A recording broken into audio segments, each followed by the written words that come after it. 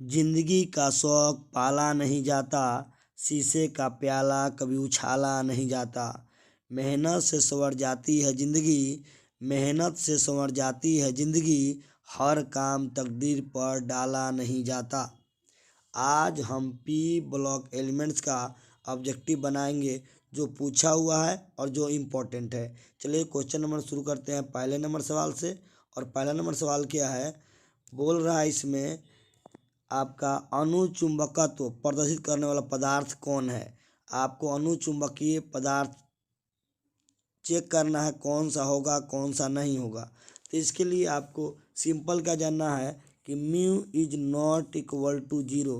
Mu का मान zero के बराबर नहीं होना चाहिए, यानी डाइपोल मोमेंट जीरो नहीं होना चाहिए। इसके लिए सिंपल पकड़ने का तरीका क्या है कि आप देखिए कि जिस पर चार्ज अगर पूरी तरह से जीरो हो चुका है तो वो प्रतिचुंबकीय होगा, जिस पर चार्ज मिला करके जीरो नहीं हुआ होगा वो अनुचुंबकीय होगा। देखिए NaCl टोटली आपका जीरो हो चुका है क्योंकि Na प्लस उतना ही माइनस होता है जीरो। O2 कंपाउंड है, ऑक्सीजन गैस है, इस पर भी जीरो। CH6 बेंजीन का सूत्र है, ये भी क्या हो जाएगा जीरो। लेकिन H2O ध्रुवीय होता है, इसलिए अनुचुंबकीय पदार्थ कौन सा हो जाएगा, H2 हो जाएगा।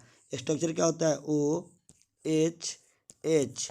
और बात करेंगे इसमें, इस पर हो जाता है डेल्टा माइनस, इस पर डेल्टा प्लस, इस पर भी क्या होगा डेल्टा प्लस। डेल्टा प्लस क्यों आया, क्योंकि इसका इलेक्ट्रोनिगेटिविटी विद्युत ऋणात्मकता H का कम होता है, ऑक्सीजन का ज़्यादा होता है, इसलिए इस पर डेल्टा माइनस होगा, इस पर क्या होगा डेल्टा प्लस। अतः ये ध्रुवीय होगा और ध्रुवीय होने के कारण ये अनुचुंबकीय होगा। तो इस तरह से आपका पहला आंसर जो हो जाएगा वो आपको समझ में आ गया होगा। और पहला आंसर जो होगा क्या होगा, इसका A नंबर हो जाएगा। बात करेंगे अब हम दूसरे नंबर सवाल पर। पी पाई डी पाई बंधन है, तो आपको बहुत सिंपल वे में समझना होगा कि कैसे पकड़ेंगे हम। बहुत अच्छा तरीका हमने लाया है ताकि वो समझ में बहुत जल्दी आ जाएगा। देखिए इसमें पहले बात करेंगे सेंट्रल एटम कौन होता है। सेंट्रल एटम का मतलब होता है केंद्रीय परमाणु कौन होगा और कौन नहीं होगा। तो केंद्रीय परमाणु होने के लिए आपको सबसे कम नंबर में होना चाहिए। दूसरा, हाइड्रोजन और फ्लोरीन कभी भी सेंट्रल एटम नहीं होता है, केंद्रीय परमाणु नहीं होता है। केंद्रीय परमाणु का मतलब बीच में नहीं आएगा कहीं भी। कौन कौन नहीं होगा, H नहीं होगा और F, कोई भी सेंट्रल एटम नहीं होगा।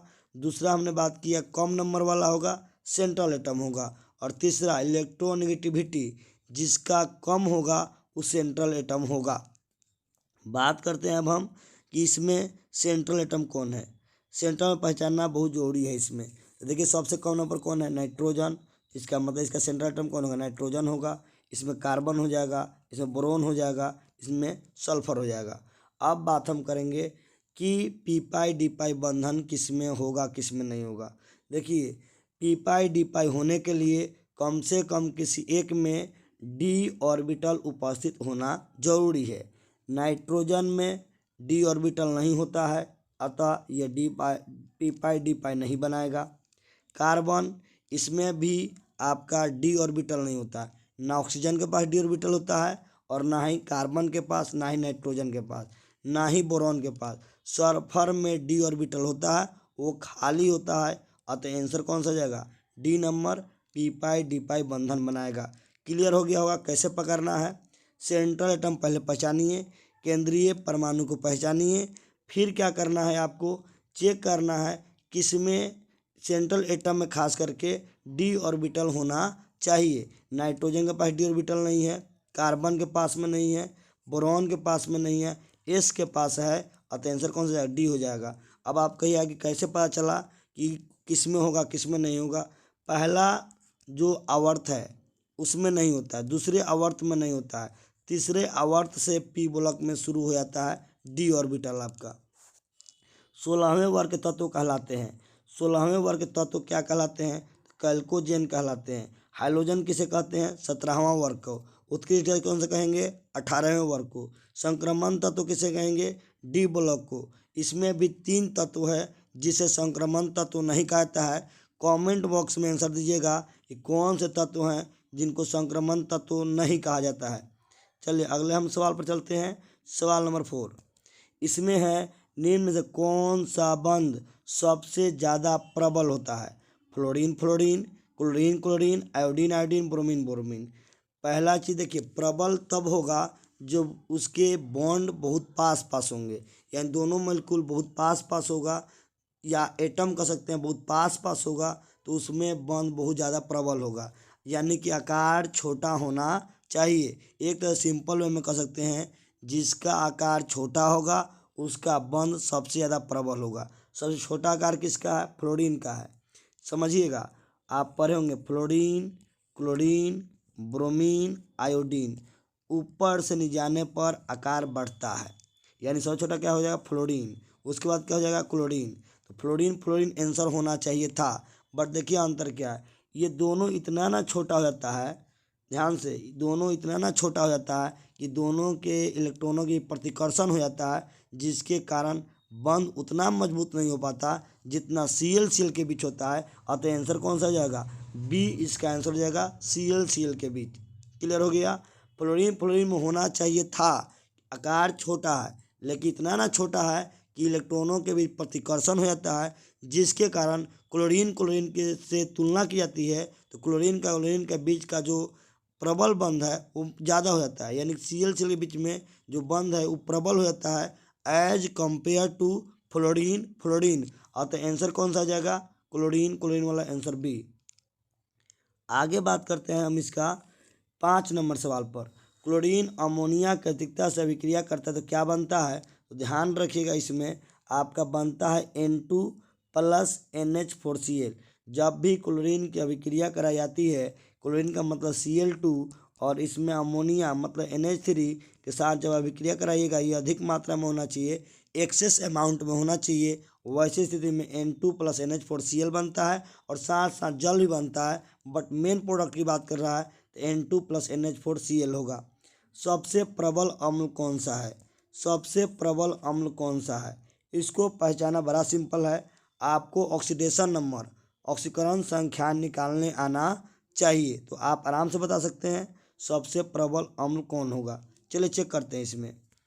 इसका हो जाएगा, एक ऑक्सीजन पर -2 होता है तो -8 हो जाएगा। कितना हो जाएगा? -8। H पर हो जाएगा +1। अब Cl पर कितना होगा कि सब मिला के कितना आना चाहिए? 0। +1 है, -8 है, यानी +7 कर दे, +7 +1 कितना हो जाएगा? +8 और -8 कितना हो जाएगा? 0। +1 +7 और -8 बराबर कितना हो जाएगा? 0। यानी Cl का ऑक्सीडेशन नंबर कितना हो गया? +7। ऑक्सीकरण अवस्था कितना हो गया? +7। इसका +7 हो जाएगा। इसका जब निकालेंगे 3 दूनी का 6, 5 हो जाएगा प्लस का। इसका निकालेंगे 2 दूनी का 4 तो इसका +3 हो जाएगा। इसका -2 तो इसका प्लस का हो जाएगा। अब बताइए सबसे ज़्यादा ऑक्सीडेशन नंबर, ऑक्सीकरण संख्या कौन से क्लोरीन के पास है? तो +7 के पास है, अतः आपका सबसे प्रबल अम्ल होगा। ऑक्सीडेशन नंबर, ध्यान से, ऑक्सीडेशन नंबर, ऑक्सीकरण संख्या जिसका ज़्यादा होगा वो सबसे ज़्यादा प्रबल अम्ल होगा, यानी कि आंसर कौन सा हो जाएगा? ए नंबर इसका आंसर हो जाएगा। ध्यान से देखिएगा, इसमें ऑक्सीडेशन नंबर अगर आपको निकालने आता है तो आराम से बन जाएगा। इसका +7 कैसे आया? एक ऑक्सीजन पर -2, 4 दूनी का 8, H पर +1 कितना जोड़ेंगे कि पूरा 0 आ जाना चाहिए? तो Cl पर +7, टोटल मिला क्या हो जाएगा? 0। तो इस पर +7 आएगा, इस पर +5 आया है, इस पर बात करेंगे +3 आया है, इस पर +1 आया है, अर्थात हम कह सकते हैं कि इसका आंसर जो होगा वो ए नंबर होगा। H3PO3 एक है, एक भास्मिक है, द्विभास्मिक है, त्रिभास्मिक है। इसको करने के लिए आपको स्ट्रक्चर बनाना पड़ेगा। क्या बनाना पड़ेगा? स्ट्रक्चर। देखिए कैसे बनाते हैं इसका। P, इसके साथ एक ऑक्सीजन हमेशा डबल बॉन्ड के साथ रहता है। कितना के साथ रहता है? डबल बॉन्ड के साथ। फिर क्या करेंगे? O खींचेंगे, फिर क्या खींचेंगे? O। अब को हो गया? 3 गो ऑक्सीजन पर गया, 1 2 3। हाइड्रोजन, एक हाइड्रोजन इसके साथ, एक हाइड्रोजन इसके साथ, एक हाइड्रोजन इसके साथ। अब बताइए OH का समूह कौ गो है? 1 1 2, तो कितना भास्मिक हो जाएगा? द्विभास्मिक हो जाएगा, अतः इसका आंसर कौन सा हो जाएगा, 7 का बी हो जाएगा। अब बात करेंगे अब हम कि चक्रीय मेटाफॉस्फोरिक अम्ल पीओपी में बंध की संख्या कितनी होगी। तो हम दिखाते हैं आपको इसकी बंध की संख्या, हमने इसको एनसीईआरटी से ले रखा है, आप यहाँ चेक करिएगा तो आपको पता चलेगा कि ये हो गया आपका साइक्लोमेटाफॉस्फोरिक अम्ल, यही पूछा हुआ है। इसमें काउंट करके देखिए, लिख दिया साफ साफ है। मेटाफॉस्फोरिक में लिखा होगा पीओपी बंध को है 3 गो है। अगर आपको ना दिख रहा हो 7.5 में जा कर के एनसीईआरटी बुक में चार्ट में देख लीजिएगा, साफ साफ लिख दिया है पीओपी के बीच में कौन बंद होता है, आपका 3 बंद होता है। एक 2 1 3 काउंट करिएगा तो मिल जाएगा। एक यहाँ पर है, एक यहाँ पर है और एक यहाँ पर है। कितना हो गया, 3। तो आंसर क्या हो जाएगा इसका, 3 आंसर हो जाएगा।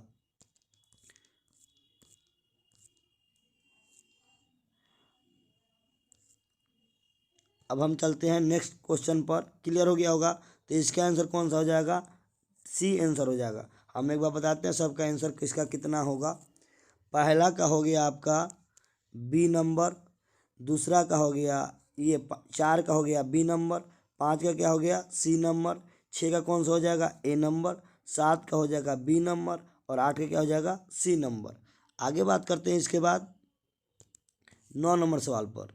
9 नंबर सवाल क्या बोल रहा है, स्पीशीज का बंध क्रम कितना होगा। स्पीशीज का बंध क्रम निकालने के लिए हमने एक शॉर्ट तरीका लगा दिया है और वो हमको स्लाइड पर दिखाते हैं कैसे निकाले जाते हैं।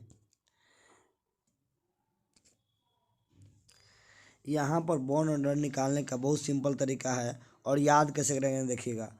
14 को रेफरेंस ले लीजिएगा, 14 को रेफरेंस कितना हो जाएगा 3, 14 के ऊपर जाइएगा या नीचे जाइएगा घटेगा, 13 का कितना हो जाएगा 2.5, 12 का 2.0, 11 का 1.5, 10 का 1 हो जाएगा, 9 का 0.5, 8 का फिर 0, नीचे बढ़ेंगे 2.5 2 1.5 1 0.5 0 पहुँच गया। इसके बाद आपको याद करना पड़ेगा 1 का 0.5 है, 2 का 1 है, मतलब आधा आधा चलना है, 3 का 1.5 होता है 0.5 लेना है, फिर 4 कितना लेना है 0, 8 का 0, 4 का भी कितना होता है 0, 5 का 0.5, 6 का 1, 7 का 0.5। क्लियर हो गया होगा। अब देखिए बनाते कैसे सवाल को, वो अब हम देखते हैं।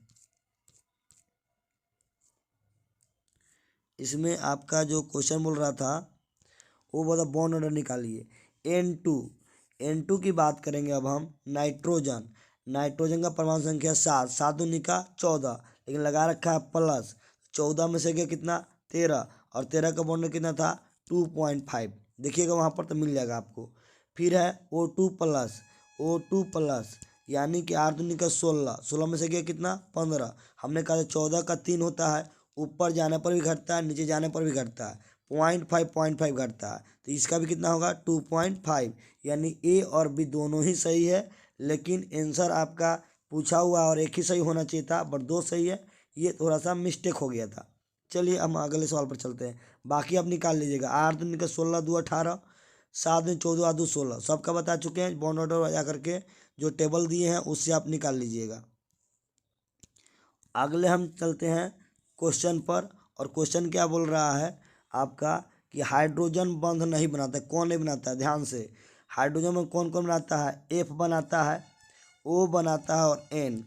एफ के साथ अगर एच आता है तो हाइड्रोजन बंध बनेगा, ओ के साथ एच आता है तो हाइड्रोजन बंध बनेगा, नाइट्रोजन के साथ अगर एच आता है तो हाइड्रोजन बंध बनता है। इसके अलावा हाइड्रोजन बंध किसी के साथ नहीं बनता है। एन के साथ एच है बनेगा, ओ के साथ एच है बनेगा, एच के साथ एफ है बनेगा, लेकिन Cl नहीं बनाएगा। तो आंसर कौन सा हो जाएगा, सी इसका आंसर हो जाएगा। इसके बाद है निम्नलिखित में कौन सबसे कम भास्मिक है। सबसे कम भास्मिक का मतलब होता है जो इलेक्ट्रॉन का त्याग कर दे, जो इलेक्ट्रॉन का क्या कर दे, त्याग कर दे, यानी जिसके पास इलेक्ट्रॉन कम होगा उसको क्या कहेंगे, सबसे कम भास्मिक होगा। चलिए चेक करते हैं इसमें किसके पास कम होगा। आपको पता है कि इसको निकालने के लिए हमको इलेक्ट्रोनेगेटिविटी चेक करना होगा। क्या चेक करना होगा, इलेक्ट्रोनेगेटिविटी। अब देखिए सब में नाइट्रोजन है, क्वेश्चन में दिख रहा होगा सब के में नाइट्रोजन आपका है।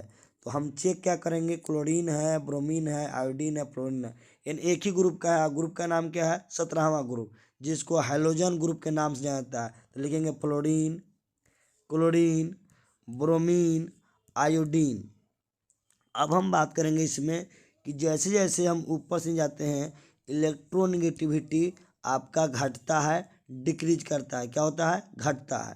तो जो घटेगा यानी कि इलेक्ट्रॉन क्या करेगा, जो ज़्यादा मजबूत होगा इलेक्ट्रॉन को अपनी तरफ खींचेगा। इसमें देखिए नाइट्रोजन से खींचने वाला कौन है, एफ, ये खींचेगा और खींचने की वजह से इसके पास इलेक्ट्रॉन क्या हो जाएगा, कम हो जाएगा। इसलिए इसका हो जाएगा सबसे कम भास्मिक आपका हो जाएगा। आंसर क्या हो जाएगा, डी। आगे बात करेंगे हम कि हीलियम का मुख्य स्रोत क्या है। हीलियम का मुख्य स्रोत क्या है, तो हीलियम का मुख्य स्रोत क्या हो जाएगा, मोनाजाइट। मोनाजाइट से हीलियम को प्राप्त किया जाता है। आगे XeF4 का आकार क्या होता है, तो XeF4 का आकार ध्यान दीजिएगा स्क्वायर प्लेनर होता है, वर्ग समतलीय होता है। कैसे पता चला, तो आप देखिएगा यहाँ पर हमने एक चार्ट लिए हुए है NCERT से, और NCERT में साफ साफ लिख के दे दिया है कि कौन सा आकार किसका होगा। XeF2 अगर होगा, ये F लिखा हुआ है, जा किताब में देख लीजिएगा, को मिल जाएगा 7.9 में है, वो 7.5 में था, ये 7.9 में है। XeF2 रेखीय होगा, XeF4 वर्ग समतलीय होगा, XeOF4 विकृत अष्टफलकीय होगा, XeO3 वर्ग पिरामिडीय होगा, और XeO3 आपका पिरामिडीय हो जाएगा। ध्यान से, XeF2 रेखीय, XeF4 वर्ग समतलीय, XeF6 आपका विकृत अष्टफलकीय, XeOF4 वर्ग पिरामिडीय, XeO3 पिरामिडीय। किताब से लिया गया, किताब में जाकर स्टडी कर लीजिएगा, पूरी तरह से क्लियर होएगा। और नहीं तो वीडियो में अगर आप ध्यान से देखिएगा तो आपको वीडियो में भी क्लियर हो जाएगा। अब चलते हैं अगले सवाल पर कि आपका क्या है। इसमें देखेंगे हम, तो यहाँ लिखा हुआ है निम्न में कौन सा सबसे शक्तिशाली ऑक्सीकारक है। कौन सबसे ज़्यादा शक्तिशाली क्या है, ऑक्सीकारक है। सबसे ज़्यादा शक्तिशाली ऑक्सीकारक कौन सा हो जाएगा, ए नंबर हो जाएगा फ्लोरीन। कौन सा हो जाएगा, फ्लोरीन, यानी कि F2 हो जाएगा, सबसे शक्तिशाली ऑक्सीकारक हो जाएगा। आगे चलते हैं, इसमें इलेक्ट्रॉनिटी इसमें भी चेक करते हैं कौन ज़्यादा इलेक्ट्रॉन खींचने की पावर रखता है। तो F जो है सबसे ज़्यादा इलेक्ट्रॉन खींचने की पावर रखता है, तो प्रबल ऑक्सीकारक हो जाएगा। अब चलते हैं 15 नंबर सवाल पर। 15 सवाल क्या बोल रहा है, P4O10 में सिग्मा बंधों की संख्या, इसको निकालने के लिए आपको स्ट्रक्चर खींचना पड़ेगा। चलिए स्ट्रक्चर खींचते हैं। P हो गया, इसके साथ O, फिर निकालेंगे P, फिर निकालेंगे O, फिर P, यहाँ पर O, P, और यहाँ भी O, और क्या लिखेंगे P। 1 2 3 4 पूरा हो गया। हमने कहा था सभी फास्फोरस के साथ डबल बॉन्ड में क्या होता है, ऑक्सीजन। डबल में क्या लिखेंगे, ऑक्सीजन। डबल में क्या लिखेंगे, ऑक्सीजन। डबल में क्या लिखेंगे, ऑक्सीजन। कितना हो गया, 1 2 3 4 5 6 7 8। एक वो ऐसे खींचिए 9, एक ऐसे खींचिए 10। सिग्मा काम करिएगा तो को पता होगा, एक सिंगल बॉन्ड में एक सिग्मा, डबल बॉन्ड में एक सिग्मा 1 पाई, ट्रिपल बॉन्ड में एक सिग्मा 2 पाई। याद करने का क्या तरीका है कि सिंगल बॉन्ड होगा सिग्मा होगा, बाकी कितना भी बॉन्ड बनाता है तो बाकी सब पाई में ही जाएगा। एक लाइन सिग्मा, बाकी जितना भी लाइन आएगा सब क्या होगा, पाई होगा। डबल बॉन्ड पहले सिग्मा, फिर बच गया वो पाई होगा, तो एक ही पाई बचता है, एक ही लाइन बचता है तो एक पाई होगा। अगर आप ट्रिपल बॉन्ड खींचते हैं, एक लाइन सिग्मा, 2 बच गया, दोनों का हो जाएगा पाई हो जाएगा। इसमें जब काउंट करेंगे आप तो पूरा काउंट करिएगा तो आपको मिलेगा 16 आपको सिग्मा मिलेगा। यानी कि आंसर क्या हो जाएगा, इसका आंसर हो जाएगा आपका बी नंबर। त्रिक्षारकीय अम्ल कौन सा है, फिर इसका भी स्ट्रक्चर बनाएंगे, और स्ट्रक्चर सिंपल है बनाने का। हमने कहा था जैसे H3PO4, क्या करिए, P खींचिए, डबल बॉन्ड O, फिर खींचिए O, फिर खींचिए O, फिर खींचिए O। कितना हो गया, 4 को हो गया होगा, 1 2 3 4 हाइड्रोजन, 1 2 3, यानी कि 3 गो OH है, यानी त्रिक्षारकीय निकल गया, यानी यही आपका आंसर हो जाएगा। बाकी का बनाइएगा आपको नहीं आएगा। इसके बाद बात करेंगे हम C2 में बोल रहा है कि सिग्मा और पाई बंधु संख्या। तो ये आपको याद रखना है, 11वां क्लास के केमिकल बॉन्डिंग में दिया हुआ है ये, और इसका आंसर होता है 2 पाई। C2 में सिग्मा और बाई बंदों की संख्या में सिर्फ और सिर्फ क्या होता है, पाई होता है। वो भी संख्या कितनी होती है, 2 होती है। आगे हम बात करेंगे इसके बाद कि किस अणु का द्विध्रुव आघूर्ण शून्य होता है, किसका शून्य होगा। तो ध्यान दीजिएगा, इसमें आपका NF3 जब इसका स्ट्रक्चर बनाएंगे N नीचे F होगा, इसका भी F होगा, इसका भी F होगा। तो इसमें जो है आपका डाइपोल मोमेंट 0 आना चाहिए, लेकिन इसमें डाइपोल मोमेंट 0 नहीं होगा क्योंकि इसका यूनिट ज़्यादा है, सब एक ही डायरेक्शन में है।